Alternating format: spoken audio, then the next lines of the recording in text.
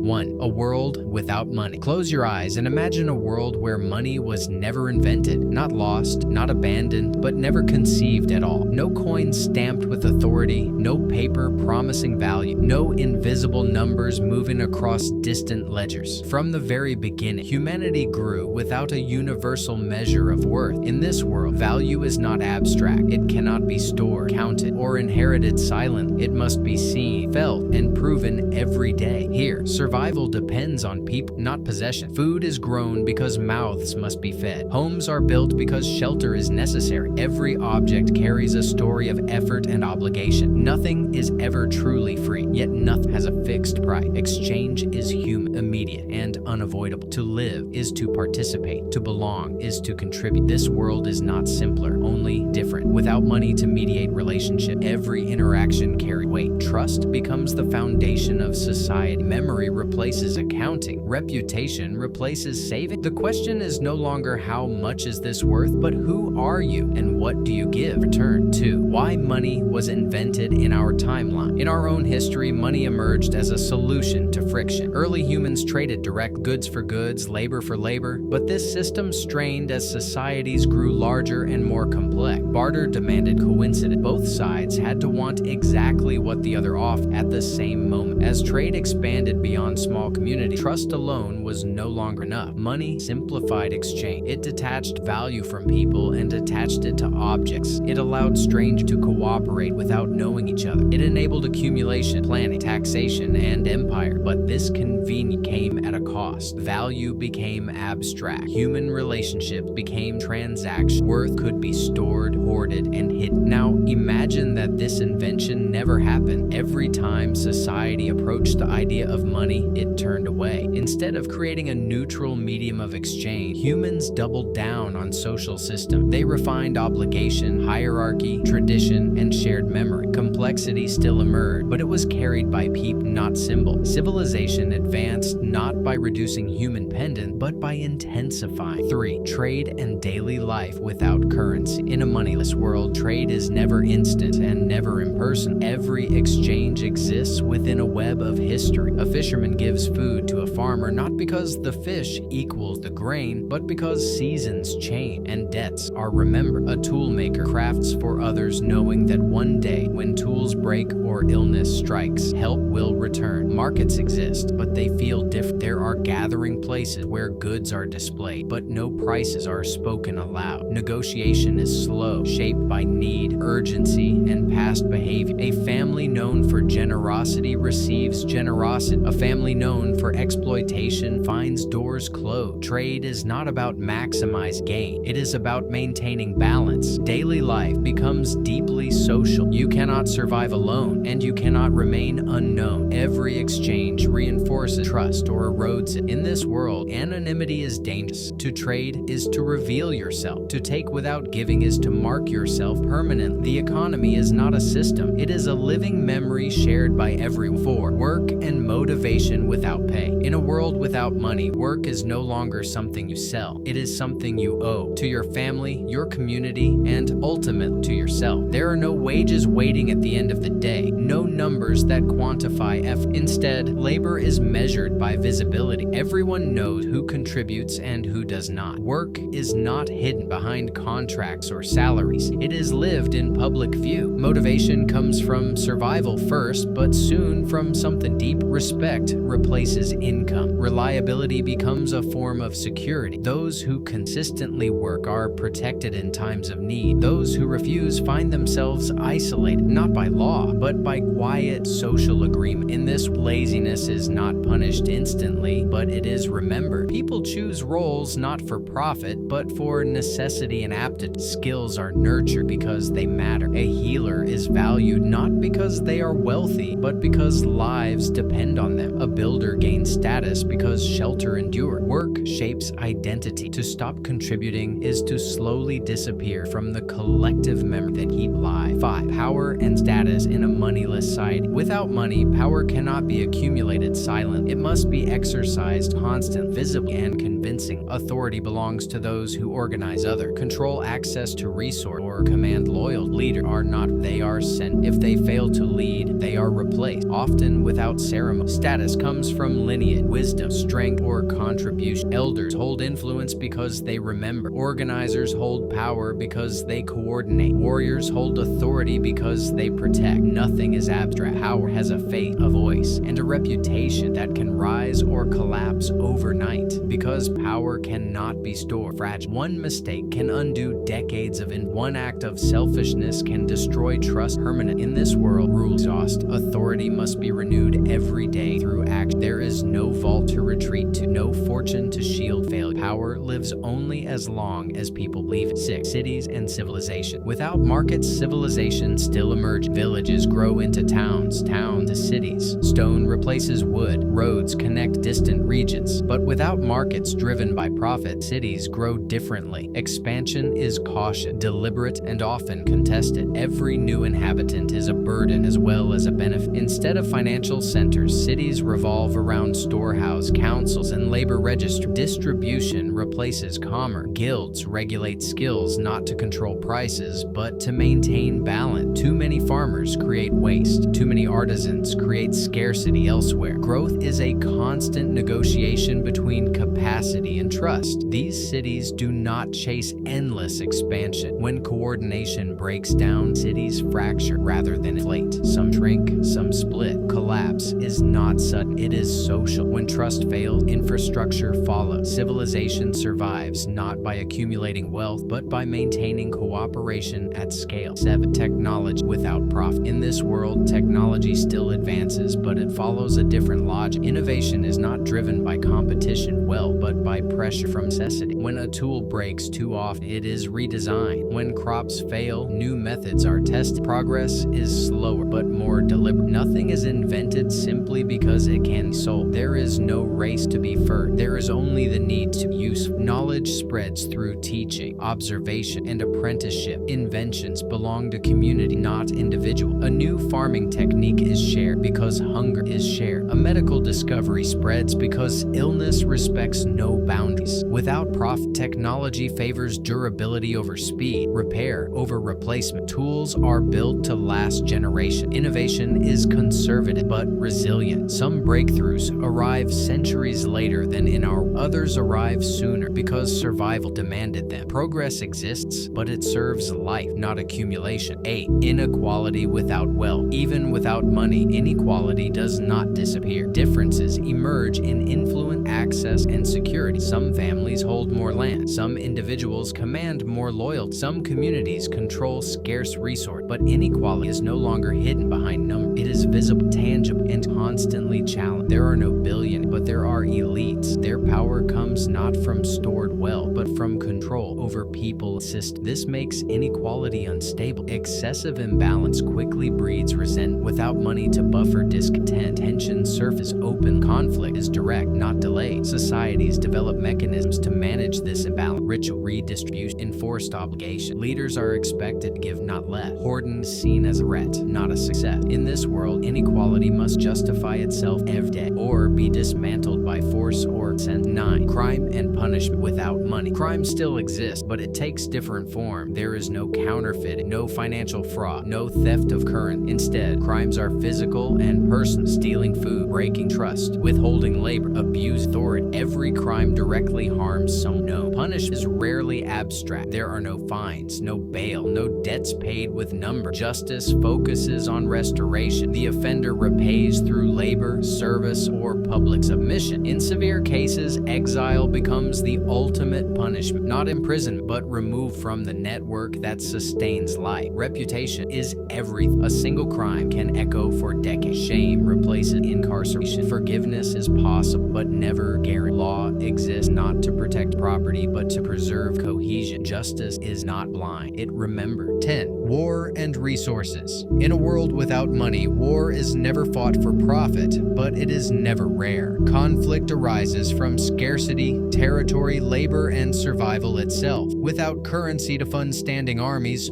War demands direct participation. Every soldier is taken from the fields, the workshops, the homes. Every campaign weakens the society that wages it. Resources are the true currency of war: fertile land, fresh water, access routes, skilled populations. Victories are measured not in wealth seized, but in control maintained. Occupation is costly because feeding and organizing conquered people requires trust or force. Looting brings short-term gain but long-term collapse. Because war cannot be outsourced or endlessly financed, it carries weight. Leaders hesitate longer. Communities argue harder. Violence is not abstracted away. Every conflict leaves visible scars, not only on landscapes, but on collective memory. War is feared not because it is immoral, but because it is exhausting. 11. Governments and authority governments still form, but they rule differently. Without taxation and money, authority relies on coordination of labor and resources. Power is exercised through obligation rather than payment. Citizens contribute work instead of currency. Roads are built by hands. Defenses are maintained by duty. Authority is fragile. A government that demands too much loses cooperation. One that offers protection, stability, and fairness earns legitimacy. Law is enforced not by salaried officials, but by communal enforcement and reputation. Corruption exists, but it is harder to hide. Abuse of power is visible when leaders take without giving back. Bureaucracy evolves slowly. Records are kept through memory, ritual, and limited documentation. Governance is personal, often imperfect, but deeply human. Rule is not sustained by wealth, but by consent, fear, or shared belief. When those collapse, so does authority. 12. Religion, morality, and belief. In the absence of money, belief systems take on greater weight. Religion and moral codes become tools for regulating behavior where currency cannot. Ideas of duty, sacrifice, and collective good are reinforced through ritual and story. Morality is not optional, it is structure. Religious institutions often act as stabilizers. They organize charity, mediate disputes, and preserve knowledge. Faith provides meaning in a world where security cannot be stored. Promises of honor, shame, salvation, or legacy guide behavior more strongly than material reward ever could. Belief shapes economics, politics, and identity into a single frame. To violate moral codes is not just unethical, it is dangerous.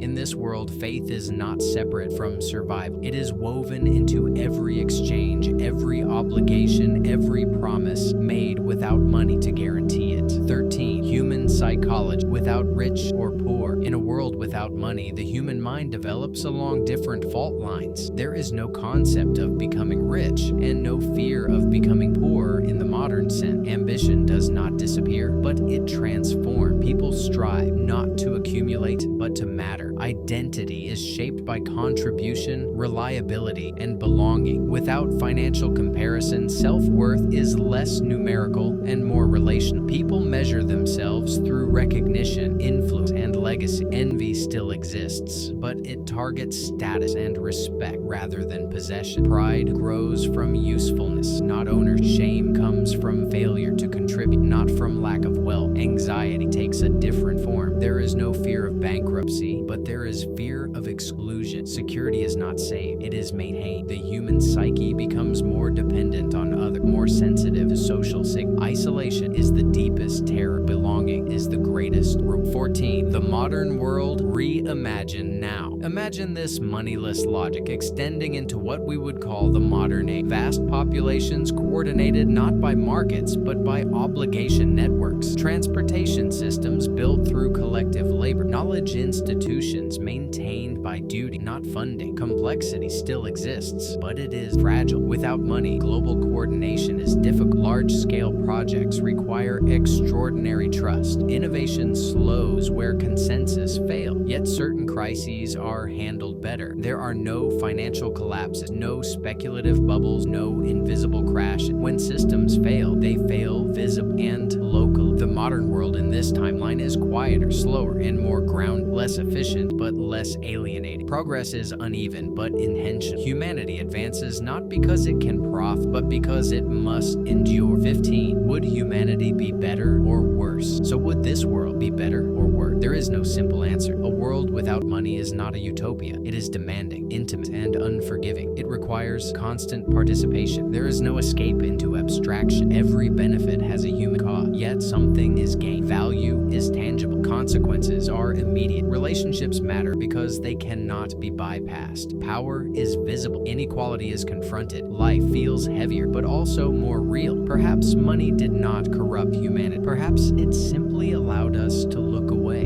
In a world without it, we would be forced to face each other, to negotiate value not in symbols, but in effort, trust, and shared survival. And the question would no longer be how much we own, but how much we owe